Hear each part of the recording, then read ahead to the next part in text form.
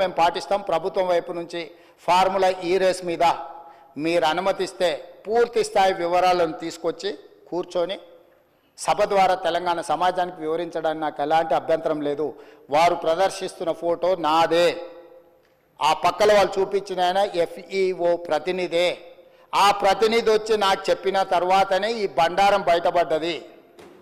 ఈ దోపిడీకి వేసిన దారి ట్రైపార్టీ అగ్రిమెంట్ నుంచి బైపార్టీ కావడం, బైపార్టీ అయిన అగ్రిమెంట్ ఎలక్షన్ కోడ్ వచ్చినా కూడా ఎవరికి చెప్పపెట్టకుండా ఒప్పందాలు లేకుంటేనే కోట్ల రూపాయలు దేశాన్ని దాటి తరలించడం, ఆ తర్వాత ఒప్పందాలు చేసుకోవడం, ఆ తర్వాత మిగతా సొమ్మును కూడా లాగడానికి వాళ్ళు ప్రయత్నం చేయడం, ఇవన్నీ వేగంగా ఒకదాని వెనకాల ఒకటి జరిగినాయి అధ్యక్ష. ఎవరికి ఎలాంటి అనుమానం లేదు.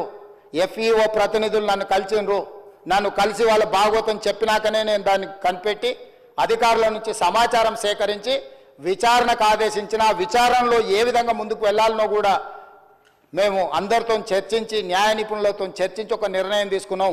ఆ నిర్ణయం మేరకే గవర్నర్ గారికి లేఖ రాసినాం. గవర్నర్ గారు కూడా న్యాయ నిపుణులను సంప్రదించిన తర్వాతే విచారణకు అనుమతి ఇచ్చిండ్రు.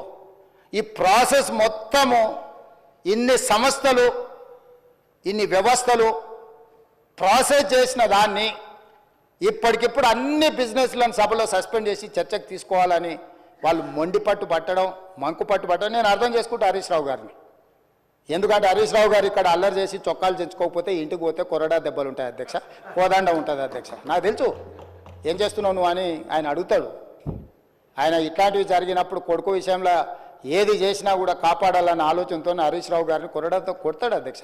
కొన్నిసార్లు ప్రజల కోసం కొన్ని కొరడా దెబ్బలు తినాల్సి వస్తుంది. నువ్వు మరీ శీలాన్ని నిరూపించుకోవడానికి, లేకపోతే నేను బాగా వీరోచితంగా కొట్లాడినాని, లేకపోతే నిన్న నువ్వు అడిగితేనే ఔటర్ రింగ్ రోడ్లో మేము వేసిన విచారణకు కావాలని నువ్వు తారక రామారావు గారిని ఇరికించినావు అని మీ కుటుంబంలో పంచాయతీ ఉండొచ్చు అధ్యక్ష. సహజంగా కుటుంబం అన్న తర్వాత చిన్న చిన్న సమస్యలు ఉంటాయి అధ్యక్ష, మీకు తెలియదా? ఇప్పుడు నువ్వు ఉద్దేశం ఏముందో నాకు తెలియదు. డిమాండ్ చేసింది హరీష్ రావు గారే, వారు డిమాండ్ చేసిండు కాబట్టి అనుమతి ఇచ్చారు. ఈరోజు మహేశ్వర్ రెడ్డి గారు డిమాండ్ చేసిండ్రు, శ్రీనివాసరెడ్డి గారు దాన్ని అనుమతి ఇచ్చిండు. సీనియర్ సభ్యులు అడిగినప్పుడు వాళ్ళు అడిగిన దాంట్లో సహేతుకత ఉండి కొంత బలం ఉంటే వాళ్ళ వాదనలో కానీ విషయంలో కానీ ప్రభుత్వానికి ఏముంది అధ్యక్ష? నిన్న హరీష్ రావు గారు అడిగిన ఔటర్ రింగ్ రోడ్డు విచారణ అయినా, నేడు బీజేపీ పక్ష నాయకుడు ఏలేటి మహేశ్వర్ రెడ్డి గారు చేసిన డిమాండ్ అయినా సహేతుకమైందని ప్రభుత్వం భావించింది కాబట్టి విచారణలకు ఆదేశించింది. కాబట్టి దయచేసి ఈ సభ, నాకు రాష్ట్రపతి గారి కార్యక్రమం ఉన్నది, అక్కడ రాష్ట్రపతి గారి ప్రోగ్రాంకి వెళ్ళేది ఉన్నది అధ్యక్ష. ఈ సభను, ఈ బిల్లు ఒక అద్భుతం. ఇందులో ఏమైనా చిన్న చిన్న సూచనలు ఉన్నాయి, ఎగ్జిక్యూటివ్ ఆర్డర్స్లో ఏమైనా కావాలంటే కూడా మనం కరెక్షన్ చేసుకుందాం. ప్రభుత్వం ఓపెన్ మైండ్తో ఉన్నది, ప్రభుత్వానికి ఎలాంటి హిడెన్ ఎజెండా లేదు.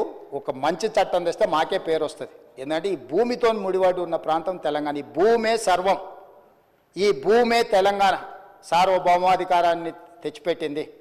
ఈ భూమి కోసం అసూలు బాసిన వాళ్ళు